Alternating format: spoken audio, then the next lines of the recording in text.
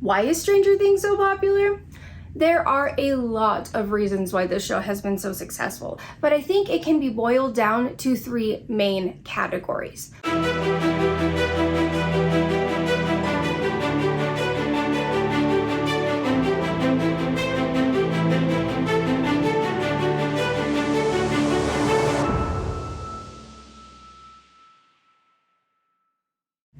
Hi everyone, Nicole here from Writersbrooke. If you're new to this channel, I'm an author and a former high school English, film studies, and theater teacher, and I currently work in higher education. Writersbrooke is a deep dive into the world of storytelling, from movies to books, TV, video games, and more. Today, we're going to be answering the question, why do we all love Stranger Things so much? If you don't personally love it, then maybe this video will help you understand why it's become so popular. And if you're like me and you do love it, then this is an excellent opportunity to nerd out with me on exactly what makes it so wonderful. Why is Stranger Things so popular?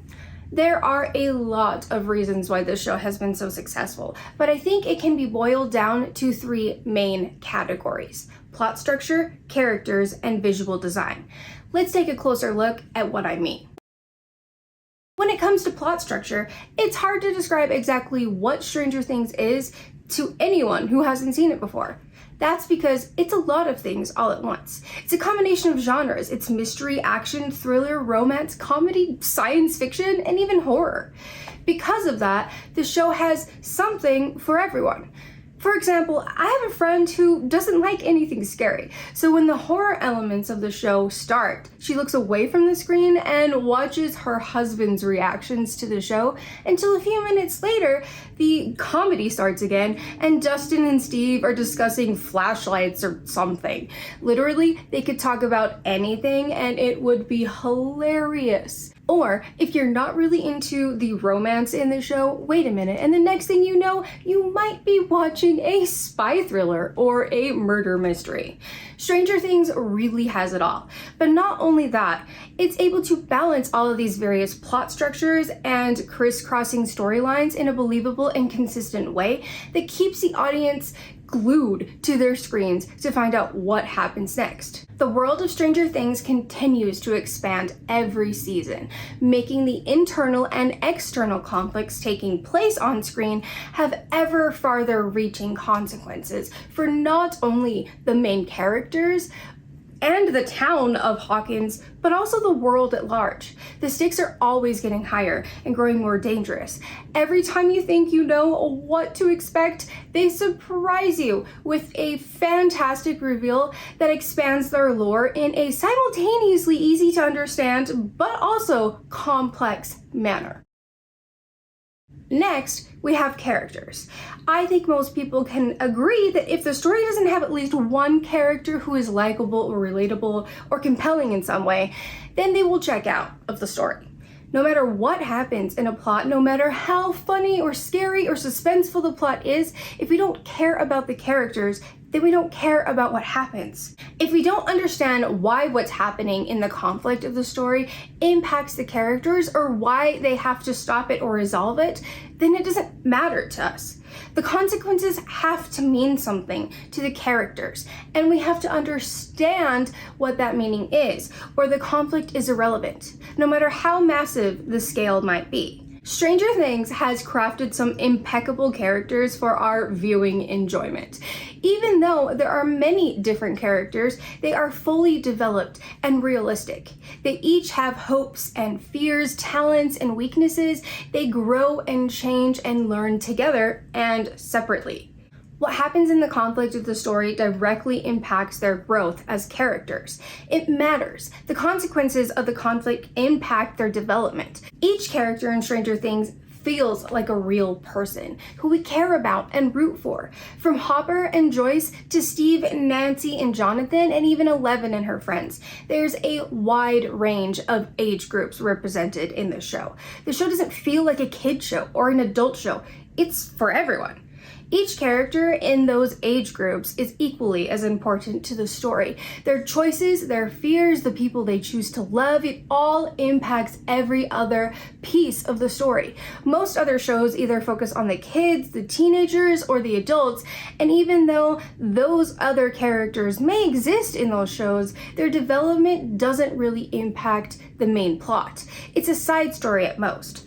Stranger Things is not that way at all. Each character's story is central to the plot, and we get to see a lot of different sides to them, from awkward and embarrassing to passionate and even scared to death. They evade stereotypes in the writing of these characters by giving them so many different layers. They have depth and complexity. As the story develops, nearly every character has a potential love interest or two, something that invites most audience members to discuss which ships they are invested in. If one of these characters is in danger, you'll find most audience members yelling at the screen, rooting for them. Like a certain scene in Season 4, Volume 1, but I'm not going to give spoilers away in this particular video. Shouts of fear, of laughter, of guessing what's going to happen next, and even shipping potential romantic relationships happen as audiences watch together and discuss what they saw later on at work, at school, and on social media. Stories like Stranger Things bring people together because these characters, although fictional, feel like friends. They're relatable. They are people that we can see ourselves in to better understand ourselves and our own world through their very fictional story. If we didn't care about these characters, then the Upside Down wouldn't be believable or as scary as it is. Lastly, the visual design in Stranger Things is phenomenal. The 80s nostalgia is a huge part of the appeal of the show. From set designs to costumes, it's all executed so well. 80s hairstyles, clothing trends from that era, now dated technology that some of the actors in the show never even knew existed before they began acting in it. 80s music, and even popular hangouts for the time period like video stores, arcades, and malls can all be seen in the design of the show. Stranger Things truly embodies that decade so well, with every detail seen or heard on screen, highlighting different aspects of the era in different seasons of the show as the characters' interests change and as they grow. The cinematography is fantastic. From the lenses and angles they choose to film with to the colors and lighting they use. The cinematography really brings this world to life on our screens. They have immersive, objective, and subjective shots that bring you into the action of the moment. There are shots that bring the outside viewer closer to the action than the characters might be able to. There are shots that put us into the shoes of the characters and let us see through their eyes. And there are shots that make us feel like we're standing in the room next to them, going through the action alongside them. The use of Dutch angles to convey subconsciously to our minds a sense of dread or a feeling that something is not quite right is exceptional in this show. Sometimes that angle is overused a lot, and it's not like that in this series. Season 4 in particular has some innovative shots that immerse the audience into the conflict of the moment and really help convey to the audience the fear that the characters are feeling. They also use establishing shots, which is a shot that sets up the location that the action will take place in during the scene so well to really pull us into the world in a creative way. They even use stylistic color and lighting choices that were popular in films in the 80s that you wouldn't necessarily see today in most films and shows in order to really make us feel like we've stepped back in time with these characters. I mentioned before that it's somewhat difficult to explain what Stranger Things is to someone who's never seen it before.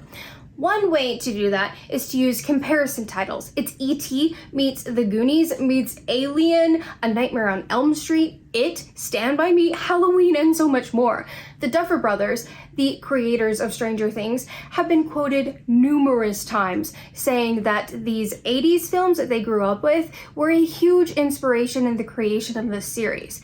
That being said, there are a ton of Easter eggs strewn across the series that highlight these other works, from similar shots to similar situations, and even references made directly in the dialogue. There's a lot of examples of E.T., Stand By Me, Close Encounters of the Third Kind, Alien, and most recently, A Nightmare on Elm Street. Season 4, Volume 1 goes as far as to actually have characters discussing that movie and comparing their situation with Freddy Krueger's story.